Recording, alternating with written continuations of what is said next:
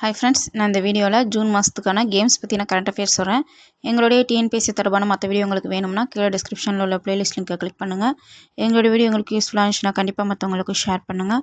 நாங்கள் போடுற வீடியோ உங்களுக்கு நோட்டிஃபிகேஷனில் வரணும்னா எங்களுடைய சேனலை சப்ஸ்கிரைப் பண்ணிவிட்டு பக்கத்தில் இருக்கிற பெல் ஐக்கானில் ஆளுங்கிற ஆப்ஷனை கிளிக் பண்ணிக்கோங்க. தைவான் ஓப்பன் தடகளம், இதில் வந்து நம்ம இந்தியாவை சேர்ந்த டிபி மானுங்கிறவங்க தங்கம் வென்றிருக்காங்க. ஆண்களுக்கான ஈட்டி எறிதலில் டிபி மானுங்கிறவங்க தங்கப்பதக்கம் வென்றிருக்காங்க. தைவான் ஓப்பன் தடகள போட்டியில் ஈட்டி எறிதலில் டிபி மானுங்கிறவங்க தங்கம் வென்றிருக்காங்க. நம்ம இந்தியாவை சேர்ந்த டிபி மானுங்கிறவங்க தங்கம் வென்றிருக்காங்க.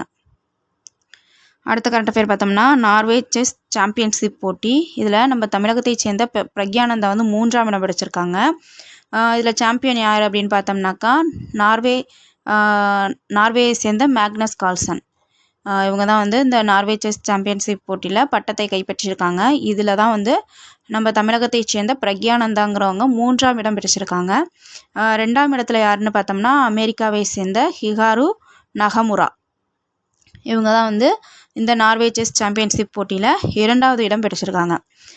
இதிலே வந்து மகளிர் பிரிவில் பார்த்தோம்னாக்கா ஃபஸ்ட்டு இடத்தை பிடிச்சவங்க வந்து சீனாவை சேர்ந்த ஜூ வென்ஜூன்.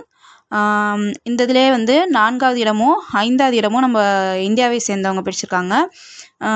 4வது இடம் பார்த்தோம்னாக்கா நம்ம தமிழகத்தை சேர்ந்த வைசாலி. இவங்க யாருன்னு பார்த்தோம்னா பிரக்யானந்தாவோட அக்கா தான் வந்து வைசாலி. இவங்க தான் வந்து இந்த நார்வே செஸ் சாம்பியன்ஷிப் போட்டியில் மகளிர் பிரிவில் பார்த்தோம்னா 4வது இடம் பிடிச்சிருக்காங்க.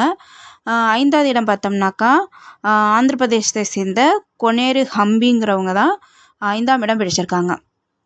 நார்வே செஸ் சாம்பியன்ஷிப் போட்டியில் நம்ம இந்தியாவை சேர்ந்த 2 பேர் மகளிர் பிரிவில் 2 பேர் வந்து பட்டம் வென்றிருக்காங்க. வைசாலி இவங்க வந்து நம்ம தமிழகத்தை சேர்ந்தவங்க, இவங்க வந்து 4வது இடம். அடுத்து பார்த்தோம்னாக்கா ஆந்திர பிரதேசத்தை சேர்ந்த கொனேரு ஹம்பி, இவங்க வந்து 5வது இடம். நார்வே செஸ் சாம்பியன்ஷிப் போட்டியில் நம்ம தமிழகத்தை சேர்ந்த பிரக்யானந்தா வந்து 3ஆம் இடம் பிடிச்சிருக்காங்க. இந்த இதில் வந்து யார் சாம்பியன்னு பார்த்தோம்னாக்கா நார்வேயை சேர்ந்த மேக்னஸ் கால்சன். இதில் 2ஆம் இடம் படித்தவங்க அமெரிக்காவை சேர்ந்த ஹிகாரு நகமுரா. இந்த பிரக்யானந்தா இருக்காங்கள, இவங்களும் வைசாலி மகளிர் பிரிவில் 4ஆம் இடம் பிடித்த வைசாலி, இவங்க 2 பேரும் பார்த்தோம்னாக்கா அக்கா தம்பி. நார்வே செஸ் சாம்பியன்ஷிப் போட்டியில் 3வது இடம் வந்து பிரக்யானந்தா பிடிச்சிருக்காங்க ஆண்கள் பிரிவில். பெண்கள் பிரிவில் வைசாலி வந்து 4ஆம் இடம் பிடிச்சிருக்காங்க. அடுத்த கரண்ட் அஃபேர் பார்த்தோம்னாக்கா ஃப்ரெஞ்ச் ஓப்பன் டென்னிஸ். இதில் கலப்பு இரட்டையர் பிரிவில் ஃப்ரான்ஸை சேர்ந்த ரோஜர் வாலிசன், ஜெர்மனியை சேர்ந்த லாரா சீகமன் இணை, இந்த இணை வந்து சாம்பியன் ஆகியிருக்காங்க. இவங்களுக்கு எதிராக ஃபைனலில் விளாண்டவங்க யாருன்னு பார்த்தோம்னா அமெரிக்காவை சேர்ந்த டேசிரா கிராவ்சிக், இங்கிலாந்தை சேர்ந்த நியல் ஸ்குப்ஸ்கி. ஃப்ரெஞ்ச் ஓப்பன் டென்னிஸ் கலப்பு இரட்டையர் பிரிவில் சாம்பியன் யாருன்னு பார்த்தோம்னாக்கா ஃப்ரான்ஸை சேர்ந்த ரோஜர் வாலிசன், ஜெர்மனியை சேர்ந்த லாரா சீகமன் இணை, இந்த இணை தான் வந்து சாம்பியன் ஆகியிருக்காங்க. இவங்களுக்கு எதிராக ஃபைனலில் விளாண்டவங்க யாருன்னு பார்த்தோம்னாக்கா அமெரிக்காவை சேர்ந்த டேசிரா கிராவ்சிக், இன்னொருத்தவங்க வந்து இங்கிலாந்தை சேர்ந்த நியல் ஸ்குப்ஸ்கி. இது எதுக்கு வந்து ஃபைனலில் விளாண்டவங்களையும் கொடுத்துருக்கேன் அப்படின்னு பார்த்தோம்னாக்கா நமக்கு குரூப் 2 லெவலுக்குலாம் போகும்போது நமக்கு வந்து இவங்களை வந்து மேட்ச்சில் கேட்கறதுக்கு வாய்ப்பு இருக்குது.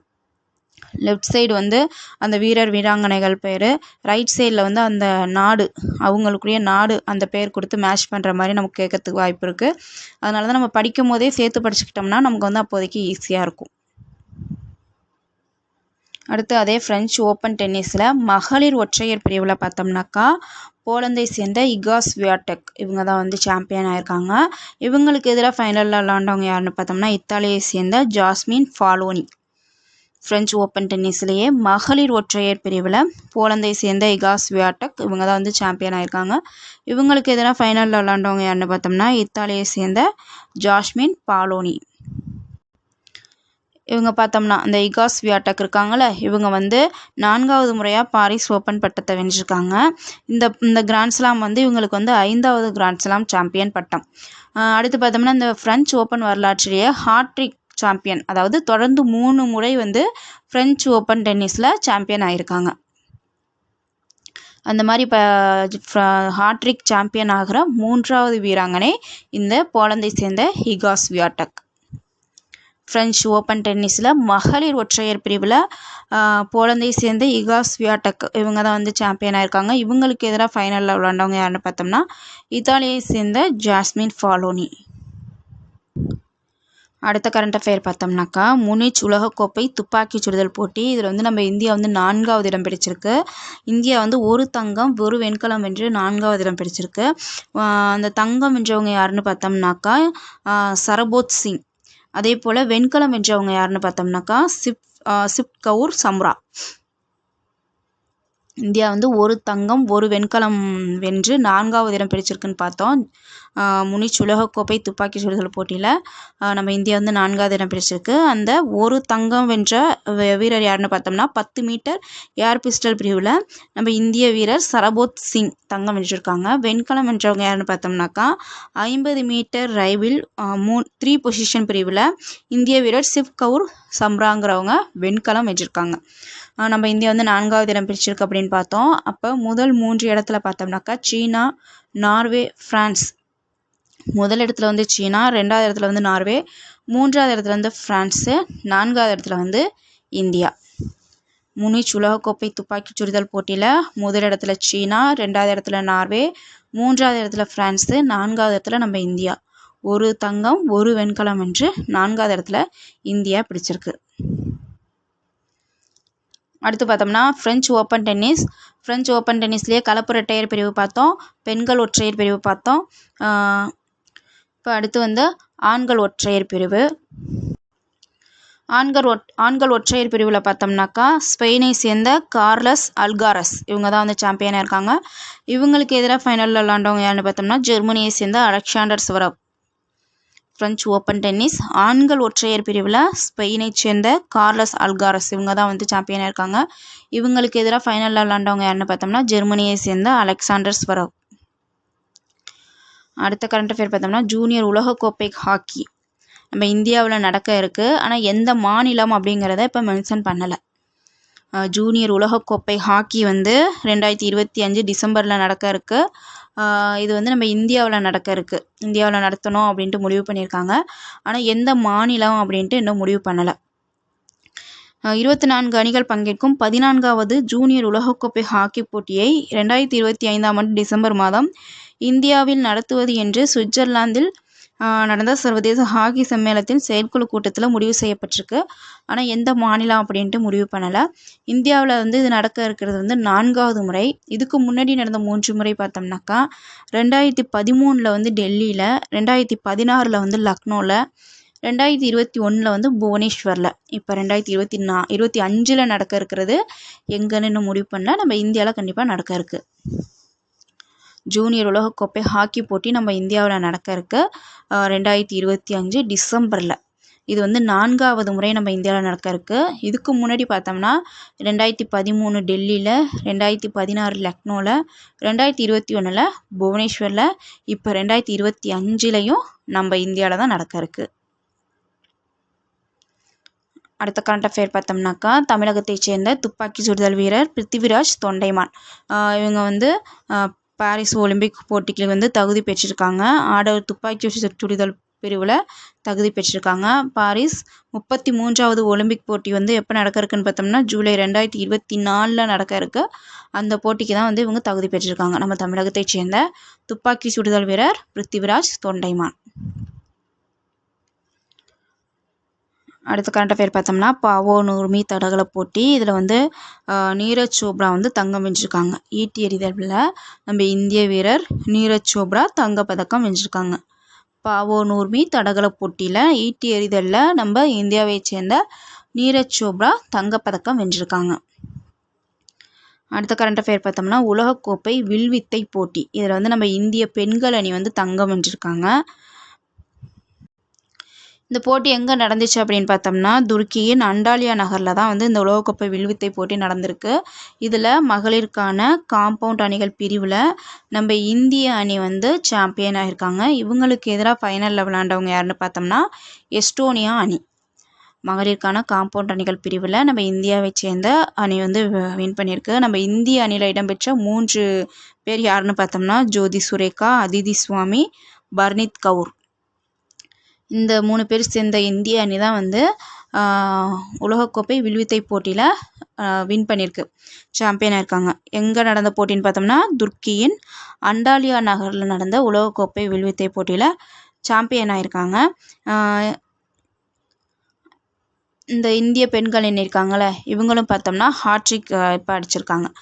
தொடர்ச்சியாக 3வது முறையாக இந்த துர்க்கியின் அண்டாலியா நகரில் நடந்த உலகக்கோப்பை வில்வித்தை போட்டியில் சாம்பியனாக இருக்காங்க.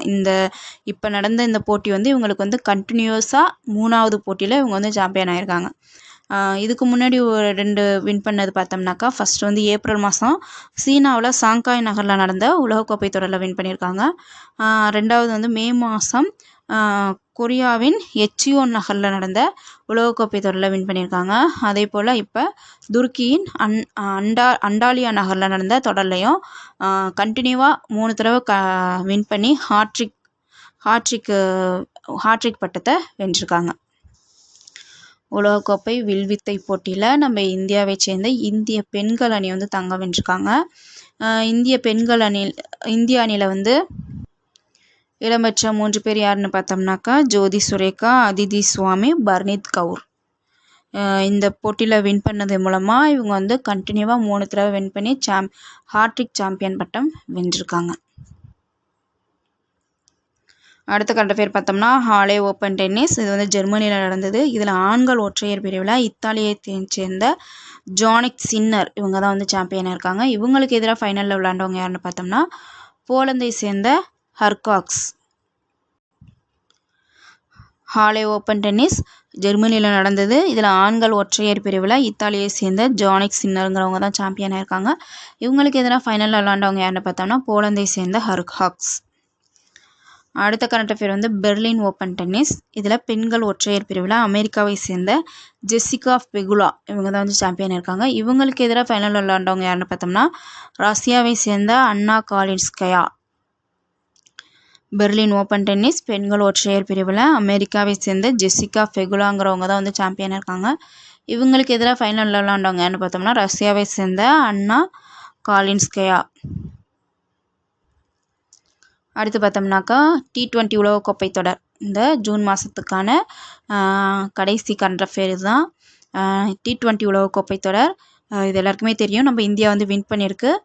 ஃபைனலில் வந்து எந்த நாட்டோட விளாண்டுச்சு அப்படின்னு பார்த்தோம்னா தென்னாப்பிரிக்கா அணியோட விளாண்டுச்சு. இந்த போட்டியில் அவங்க வின் பண்ணது மூலயமா இவங்க வந்து 2வது முறையாக சாம்பியன் பட்டத்தை பெறுறாங்க. T20 உலகக்கோப்பையை 2வது தடவையாக கைப்பற்றியிருக்காங்க. இவங்க வந்து 17 வருஷத்துக்கு அப்புறம் இப்போ வந்து கைப்பற்றியிருக்காங்க. இதுக்கு முன்னாடி பார்த்தோம்னா 2007 கைப்பற்றினாங்க. கொஞ்சம் கேப் விட்டு 17 வருஷம் சென்று இப்போ தான் வந்து இவங்க வந்து இந்த T20 உலகக்கோப்பையை கைப்பற்றியிருக்காங்க. T20 உலகக்கோப்பை தொடரில் நம்ம இந்தியா வந்து வின் பண்ணியிருக்கோம். நம்மளுக்கு ஆப்போசிட்டாக விளாண்டவங்க ஃபைனலில் விளாண்டவங்க யாருன்னு பார்த்தோம்னா தென்னாப்பிரிக்கா அணி. அவங்கள வந்து வின் பண்ணியிருக்காங்க. நம்ம இந்தியா வந்து T20 உலகக்கோப்பையை கைப்பற்றியிருக்காங்க. இது வந்து இவங்களுக்கு வந்து 2வது முறை இந்த உலகக்கோப்பையை கைப்பற்றுறது. 17 வருஷத்துக்கு அப்புறம் இப்போ தான் வந்து இந்த கோப்பையை வந்து 2வது தடவையாக கைப்பற்றிருக்காங்க. இதுக்கு முன்னாடி வந்து 2007 கைப்பற்றினாங்க. தேங்க்யூ.